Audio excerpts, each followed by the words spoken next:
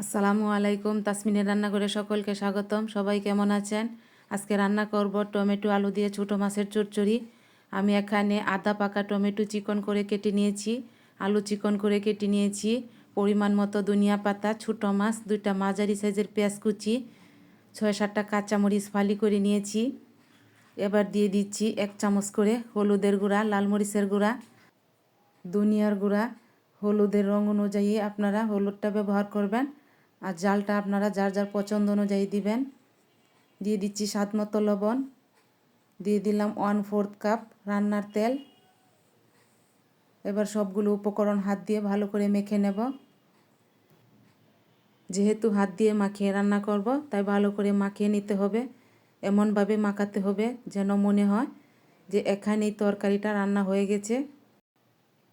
যত ভালো করে তরকারিটা মাখানো হবে, তরকারিটা খেতে তত টেস্টি হবে।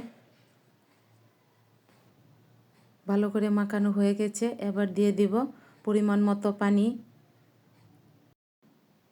এখানে 1.5 কাপের মতো পানি দিয়েছি। রেখে দিলাম 15-20 মিনিট রান্না করে নিব। চুলাটা অন করে দিয়েছি।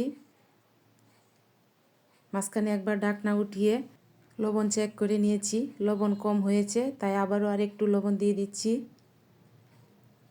একটু নেড়ে রেখে দিলাম।